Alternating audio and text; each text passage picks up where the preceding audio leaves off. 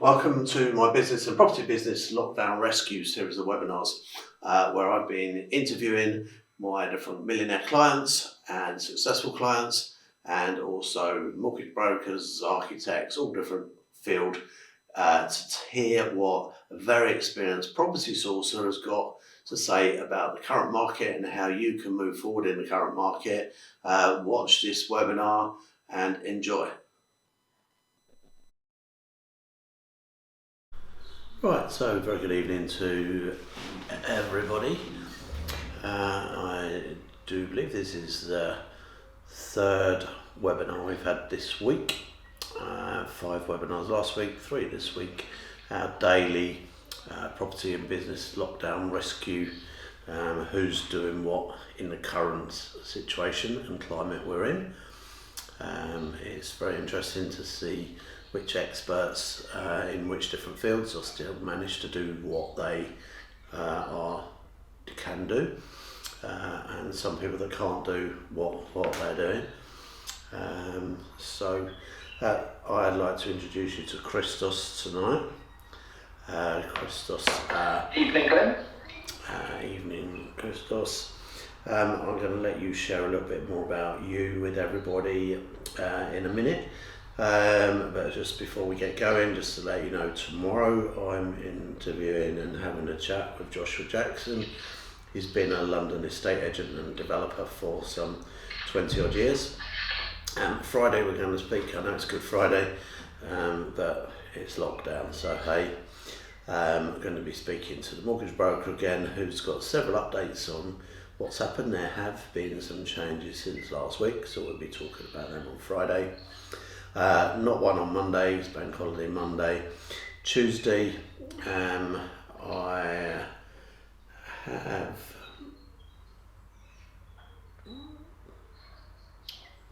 arranged for a solicitor to come and have a conversation on here and let us know how solicitors are dealing with land registry and the actual conveyancing processing at the moment, and how he's managing to get some of his clients sorted where some solicitors aren't.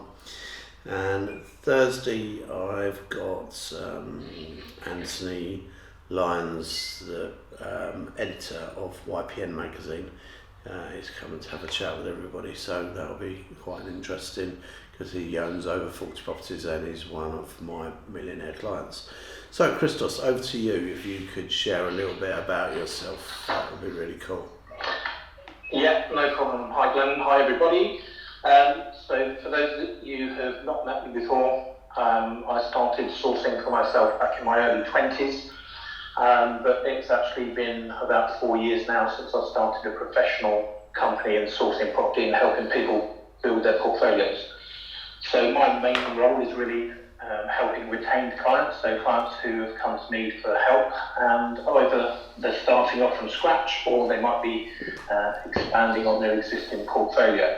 So my role is really to sort of guide them in how we can do that, what's best for them.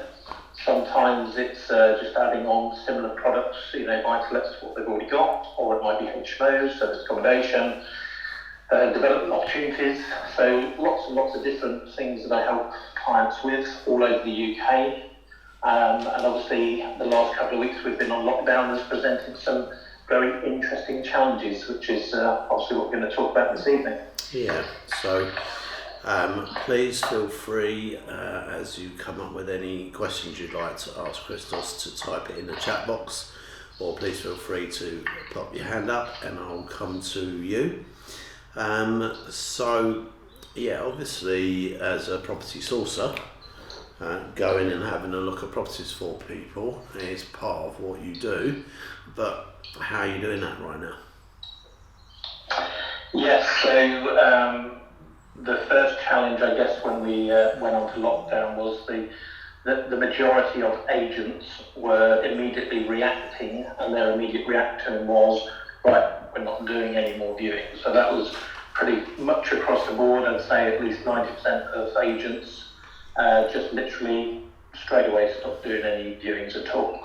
Now, we're a couple of weeks into it, and some of those agents have started to become a little bit more flexible. So some are doing virtual viewings. They may have recorded a video of the property. They might have got the owner or the tenant in the property to make a video, or they might have done the video themselves if it was an empty property.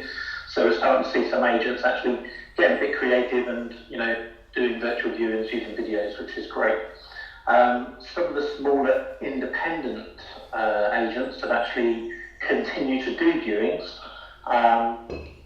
but they are primarily focusing on properties that are currently empty. They're obviously following all the government guidelines, and they're doing social distancing, using sanitisers, masks, gloves, etc. So there are a few people still doing the viewings, but they are, there's not a huge amount of them, let's put it that way. And what about your pipeline, the ones that have gone past that, and the challenge that your clients have had getting mortgages for properties you've sourced, and that type of stuff? Yeah, so at the time of lockdown, we probably had around 30 deals in the process of going through. Automatically, we had around about 10 of those which were suspended. So anybody that listened to a G on Friday would have probably heard some information about lenders. So some lenders have just put a blanket suspension across all valuations and have stopped valuations. Okay, well the news are continuing. The news is that one of the larger ones are actually going to be doing desktop valuations. Yeah, so what we found is that some lenders that have traditionally been used to doing desktop valuations have been carrying on because it's already something that they do. And then some of the others that haven't done so much of the desktop valuations are obviously working and gearing themselves up to be putting themselves in a position to be able to do that. So I expect G will probably update us on Friday with some lenders that are now getting closer to that position to start doing that. So I've obviously been focused on helping clients either consider alternative lenders, or if they're happy on both sides, the buyers and sellers are both happy, then obviously we can sort of sit and hold on for a couple of weeks and just see if those lenders they've already applied with will then unsuspend the valuations and get somebody out, hopefully at least on a desktop valuation or some other alternative method. And what about your clients who've actually just purchased a property? Yeah, so we've had a few completions over the last 2 weeks. Most of my solicitors that I deal with are continuing to work either from part-time from the office with social distancing or from home. So most of them are cracking on with things relatively as normal, because most of the stuff they do can be done online from home. Now, because I deal with primarily investors, most of the properties that I'm dealing with, a large proportion of what I'm dealing with actually has tenants in place. So we're buying properties that have already got tenants in situ. So that means that we're not having to go out and find new tenants on a lot of these deals.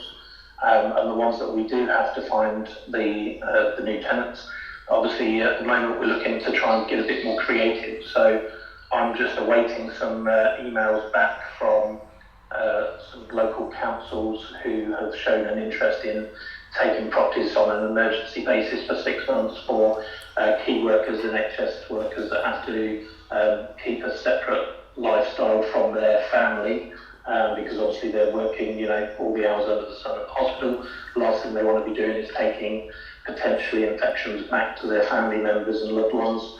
So they are trying to set up accommodation for a lot of key workers that is separate to their own normal residence. So I don't have a lot of information on that yet. I'm sort of waiting for some more feedback and seeing what the demand is, what sort of prices that they'll be, paying for the property, whether it's market value or above market value.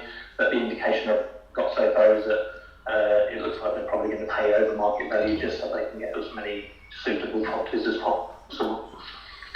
Okay, and what about any properties that you've acquired for people that have needed refurbs and it's just landed? Yeah, so straight after lockdown, quite a lot of builders were carrying on working, just doing the best at social distancing. And then I noticed a lot of build teams were sort of stopping. And the latest information I've been given is that the government are looking, and I don't have this as gospel yet, but I've been told that the government may be issuing instructions, if they haven't already, to allow certain work to continue. I would imagine again it would have to involve, the usual social distancing and everything else.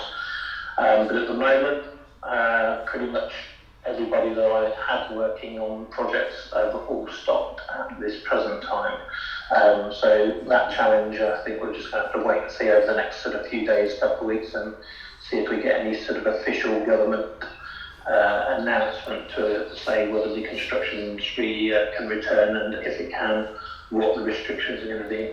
Yeah, I feel sorry for any of the kind of medium-sized developers who just got like a large bridge for a deposit or a development finance loan, and it's a tight schedule to get it all over the line and done and refinanced before the penalties kick in.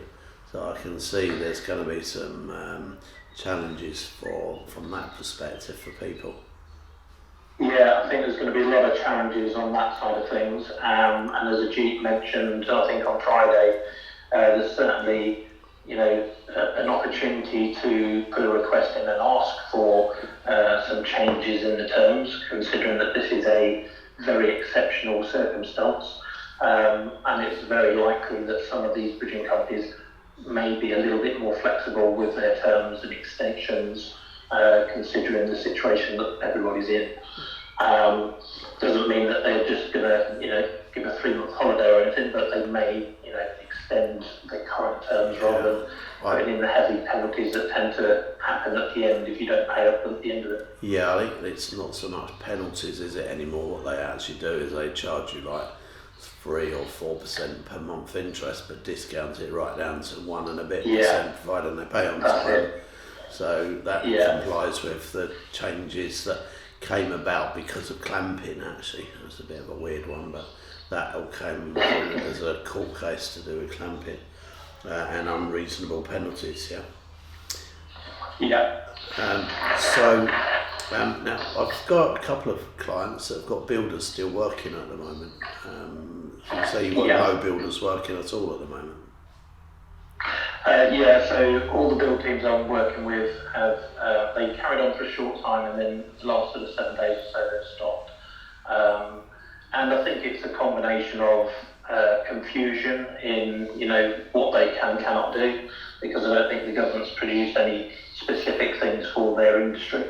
I think there's also an element of fear as well, because obviously even though there might be some big strapping builders, at the end of the day, they don't want to get sick and die, they don't want to pass it on to their family.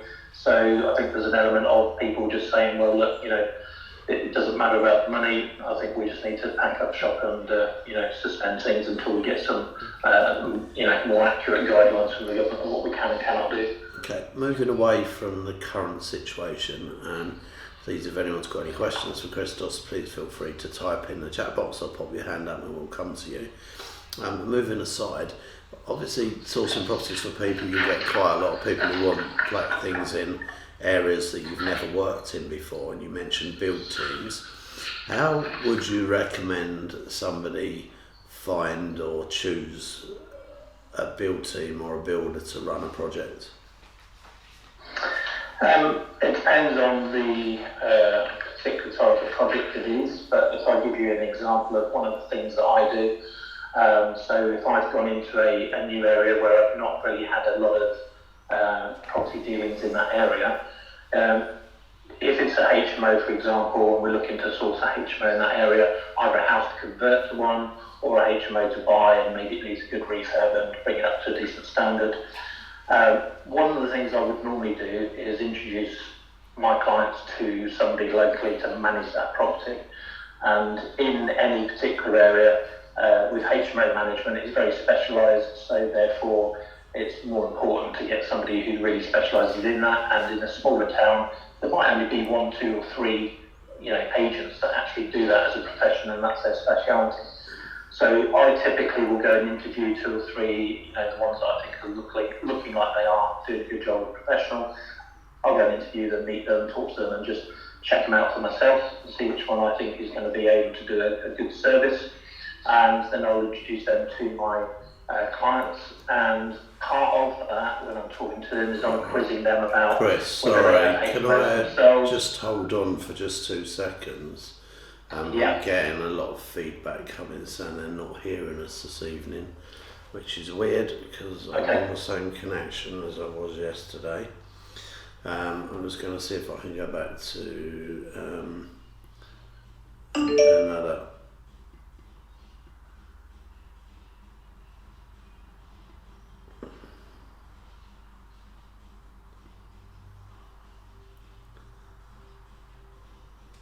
So a couple of people had typed in to say they couldn't hear very well. Could you please give some feedback, Justin, Trevor, Catherine, whether this is any better? And Simon, can you hear?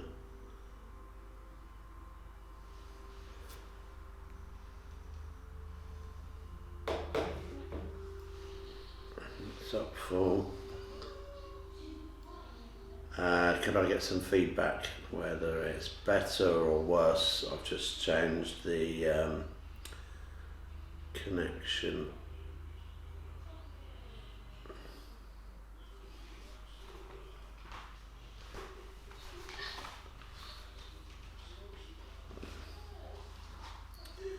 I'm not getting any feedback. I'm not sure if that's because they can't hear me.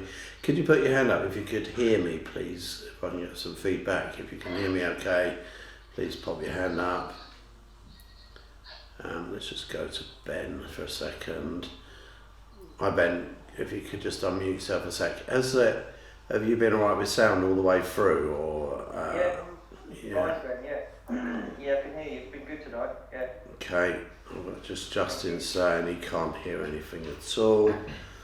I've had quite a lot of people saying they can't hear anything. It's a little bit strange. I mean, just recently, over the last few minutes, I've changed from my 4G mobile to my home one.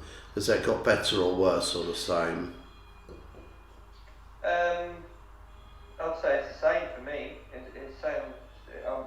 not had a problem at all. It's probably been the best night for me regards to signal. So I'm not sure. Okay, I'll go back to the original one then and back to my iPhone one because seems to be working better. Right, sorry Chris, back to you. I've got quite a lot of people saying, we got back on again. We've got Lisa saying intermittent. Okay, if we could have some typed questions, that would be absolutely wonderful for Christoz. Christoz, sorry I interrupted you. Where were you?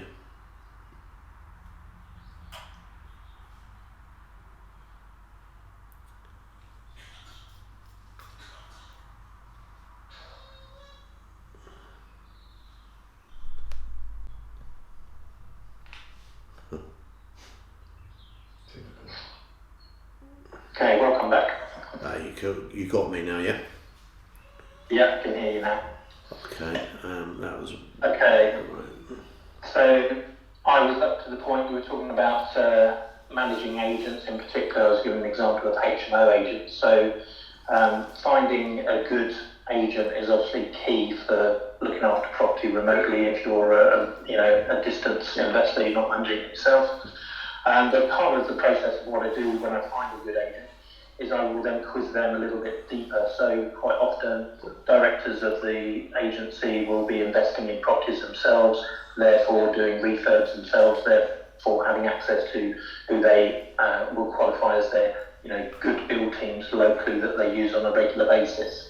So it's getting a personal introduction from that reliable agent into the local area to a couple of good build teams in the area that we can then get in for quotes and then get going on the work.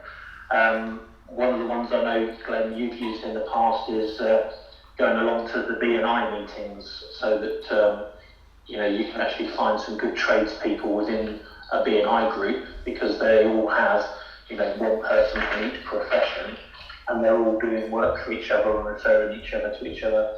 And the last thing the builder in that particular situation is going to do is mess up deals and upset people, because he gets kicked out of the group and then he loses a good stream of business. So B&I is another good place, but personal recommendations is what it's all about. Don't just pick up the Yellow Pages, if that still exists. Oh, no, when I was doing... Don't go on yellow.com. Actually try and get a personal recommendation from somebody in the area. If you're part of a property networking group, maybe, they can make recommendations, or people might be in the groups that can recommend other builders.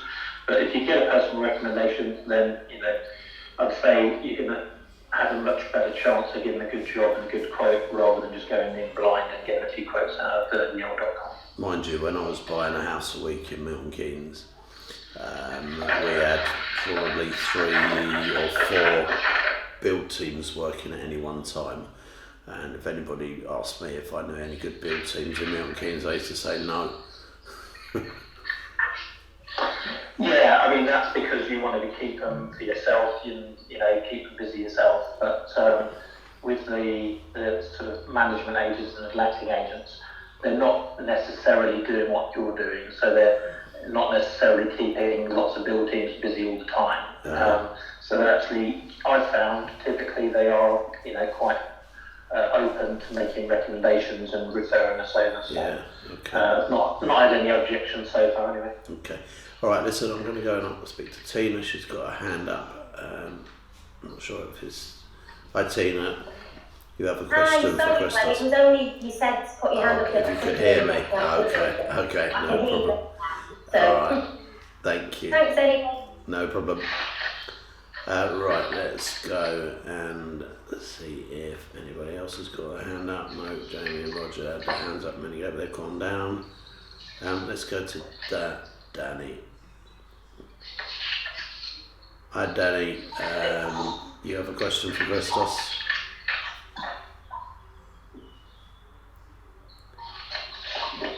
Sorry, I just put my hand up. Okay. That's sound okay. Alright, no problem. Thank you. I'm going to put all the hands down. So I've just put all the hands down. So if you do have a question, please pop your hand up, or please type it in the box. So Christoz, what would you recommend for anybody who are in property and they're looking for a deal at the moment to either add to their portfolio or for a flip deal? What would you say to them? Okay, well, I'm going to probably tell you maybe 4 things that I'm doing at the moment that seems to be working quite well, and maybe 1 or more of these things could apply to somebody out there that does want to improve their portfolio. So at the moment, a lot of lenders have stopped valuations. Some lenders have even stopped lending. Obviously, this is expected to be quite temporary, but it does cause, less choice when it comes to finding a suitable lender. So one of the things I'm focused on doing for a number of my clients is actually finding cash properties, the deals that they can buy for cash. So typically, we're looking at properties under 100k, where the person buying it is not so worried about getting a valuation or a survey done on it. They're not getting any lending on it because they're paying cash. The solicitors are still working, so they can still transact it, and obviously they can, refinance or mortgage it, put a mortgage on it later on when the lending world goes back to some kind of normality. So some of these properties may be vacant, some might have tenants in situ, but again, with the cash, it's very simple. As long as that person is willing to risk that money, as long as they've seen some photos or video to prove that the house hasn't fallen down, then there's always going to be that element of risk of not having a survey done on it. However, if you're buying a property that's maybe 35, 45 grand, you're probably not going to be too upset if there's a problem with it. You have to throw it in an auction and maybe you lose 5 grand. Is maybe a sort of worst case scenario. But if you're buying several of these at a time, that means you can still be expanding your portfolio, and if they are the sort of 50 to 100 grand mark, you can obviously get some lending on it later on down the line and extract a little bit of cash back out again. Okay, now I'm of the opinion that as we come out of this, potentially there's not going to be a huge amount of people looking to buy or move properties. So therefore we're going to have a slight dip. I personally think it'll be for 3 to 6 months. And I think there'll be a little window of opportunity to pick up a couple of deals. So would you not be waiting at the moment for things to move back to normal when they're making silly offers on property and try and get in one in, maybe putting in 10 offers and getting one deal? Yeah, so I think this is the big argument at the moment, isn't it? It's like, well, should we sit and wait or should we just crack on? I think my opinion is crack on, because I'm already starting to see people panicking and starting to discount their properties already, because they're already thinking this could go on for ages, I'm going to have a problem selling, I think there's going to be another recession and the price is going to crash. So a lot of people in what I call the retail sector, so your normal house owners, a lot of them already start to panic about these things and getting worried about it. So there are some deals already coming through, and as you say, there's nothing wrong right now, just keep putting offers in. The beauty of it is that if you put an offer in now and it's rejected, and then in 3 months' time they come back to you and say, well, it's still not sold, is that offer still valid? You can review it and say, well, actually, I need to take another £5,000 off, but that's my offer. So this happens in a normal, the normal situation of putting lots of offers out there. A percentage of them end up coming back to you and you end up doing the deal 6 months, 12 months, 18 months later anyway. So I would just carry on regardless, maybe go in with your offers a little bit lower than you would normally because of everything that's going on, and as you rightly said, there's very likely to be a bit of a dip at the end of all this. However, I do think there's going to be quite a strong demand at the end of this, because if it's anything like a normal Christmas New Year period when people are shoved in a house for 10 days together where they're not normally spending so much time in close proximity, apparently that's the highest time for divorces. So if there's a lot of people divorcing, there's going to be a lot of motivated sellers to sell those properties, and then of course they're buying 2 separate properties. Yeah, I mean Christmas time there will be movement. Yeah, I mean Christmas time is notorious for divorces, and lockdown is, it's probably going to be even more of that happening. So I think there'll probably be more of them than what there are houses available because of what's, people losing their lives to the thing. I've got a question that David has just asked, and I'm going to partly answer this first. So if you bought a property for cash, do you think you'll still get a bridging loan to complete the work required to do the property up? Most definitely at the moment, if it's a very low loan to value, getting a desktop valuation, David, isn't a problem. So you can get that through very quickly. If you needed 20, 30 grand on a 100 grand property, you can get that fairly easy. Also, how long do you wait until you can refinance the property and get your money out? That's a question that's best asked to Ajit on Friday, the mortgage broker. There are products out there at the moment. They do bridge refinance where you can buy, do the work and then refinance it. And there are also lenders out there who will refinance on day one, so you don't have to wait until you've owned it for 6 months. Many lenders do still insist on you owning it for 6 months before you can refinance it, but not all of them. But ask that question again on Friday and Ajit will be able to give you specifics currently, because everything keeps on changing by the day, which is the nature of our unique situation we're in at the moment. Okay, there are no hands up and no other questions. No one's put hands up, no other questions been typed. Anything else you got to add, Chris, to what we've been speaking about so far?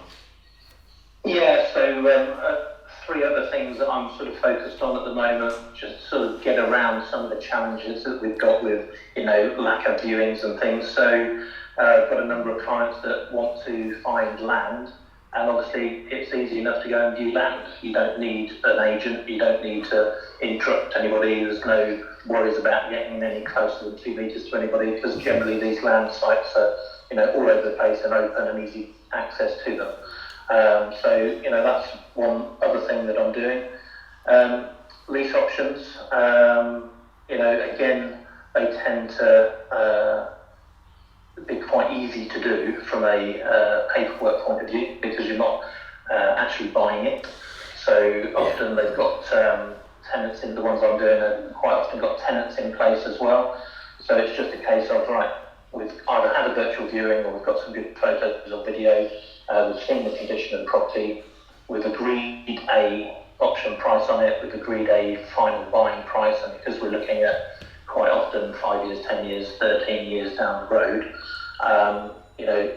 even if we were paying a little bit over in today's term, in 10 or 13 years time, that's probably not going to make too much difference if we're making a good profit on it over the next 13 years.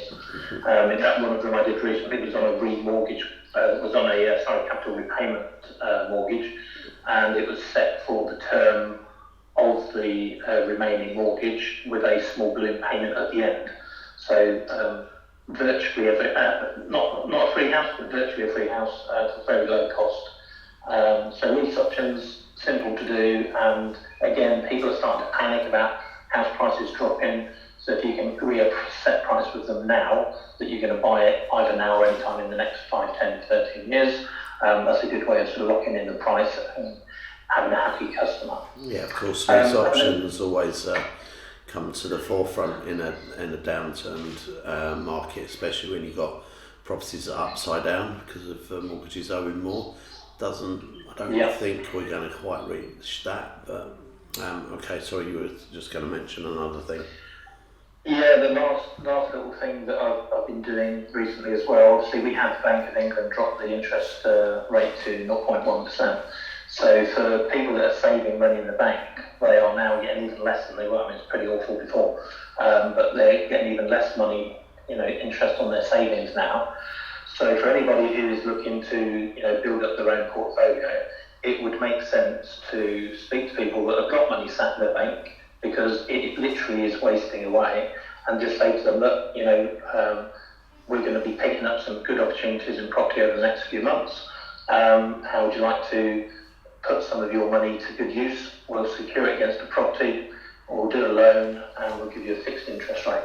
Now, even if you offered somebody 5%, which is, in property terms is relatively low. I mean, that's pretty much the same as some of the interest rates you pay for a HMO as a mortgage. But if you offer somebody 5% and they're only getting 0.1%, you've just given them 50 times more interest than they're getting from the bank.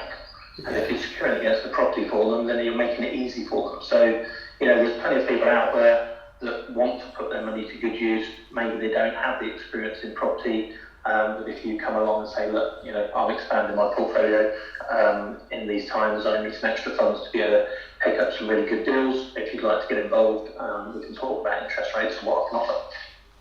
Yeah, I remember playing golf at Woburn and playing with 3 people, and the whole of the way around they were talking about what they could do with their money, because it was actually devaluing in the bank, and that was their biggest challenge in life. They'd all had businesses that they'd sold out and they were sitting on quite a lot of millions, but all of their challenges was, what can we do with our money to, one, that's safe, and two, that's going to give us a better than normal return. Yeah, exactly. So there are people out there that will take interest rates of 5, 6%, and then there's other people out there that are a bit more savvy in the property world, and they'll be demanding 8, 10, 12% or more. But unless you ask the question of what they want, you're not going to find out. Okay, all right. So, I've got no questions from anybody this evening for you, Chris, other than the ones we've done. Anything you'd like to add before we wrap up? What would be your one passing comment to help everybody move forward with where we are at the moment? What I would say is that one of the things that has highlighted this for a lot of my clients is that when things like this happen, you really need to have not only a diverse portfolio, but a diverse type of tenants. Because if you were specialising in buy-to-lets and all your tenants were private, and a lot of your tenants might have got laid off, maybe you're having some problems with them paying rent. Whereas if you'd had a mixture of private tenants and benefits tenants, then you might be a little bit more stable because the council is obviously going to carry on paying rent for the people on benefits. So really it's thinking from now, what is my portfolio consisting of? How am I being affected? And how can I make sure that I improve where I am now so that if this ever happened again, or anything like it, I'm in a stronger position to cover all areas. For example, a lot of people in service accommodation are sitting with lots of empty properties. So they're having to either rent them out as normal buy-to-lets, or they might be able to find some contractors that are key workers that they can put it out to at a short term. But a lot of service accommodation is sitting empty, and if your whole portfolio is service accommodation, you might be struggling a lot financially at the moment. Yeah, so it's just really having a diverse portfolio, diverse tenants, and just having a really good mix to make sure you're not relying on just one type of strategy around. Yeah, I spoke to Joe on the webinar the other evening, and his portfolio's on the coast, and he does a lot of service accommodation. But he said that he's rented out all of his service accommodation properties on a long-term let to people who live in London that are now moved to that house for a period during lockdown. So they're out of London, where the higher numbers of the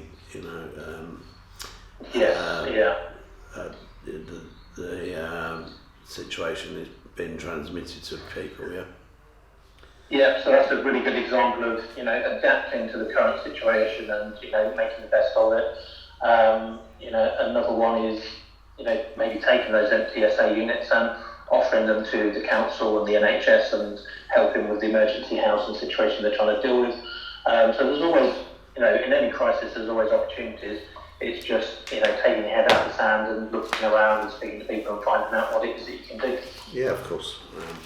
There is, in adversity, there is always opportunity. So, at the moment, there's certainly never a dull moment in a very unique situation.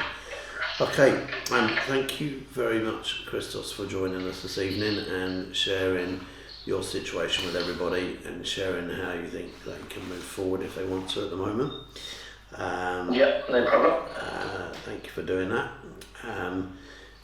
As I said to everyone earlier on, we are going to have Joshua Jackson on tomorrow evening, an estate agent of over 20 years and developer who works in London. So you're going to get his take on things tomorrow. Friday, it's Good Friday, but we're in lockdown, so hey, what's the difference? Ajit's going to come on and give you some updates on what's been going on out there in the market, in the bridging market and the buy-to-let market, and there have been some movement from some of the building societies this week, so he's going to update you on them.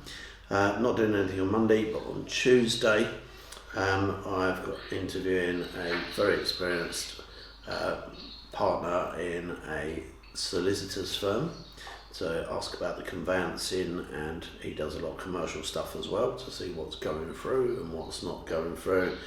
And then next week I'm also interviewing Anthony Lyons from the YPN, who actually used to work for me in a company we called Repossession Angels quite a few years ago. He now has a portfolio of around 40 properties, and he's just finished a development project of 9 properties. So got plenty coming up. I'm hoping that our accountant will be able to speak as well one day next week.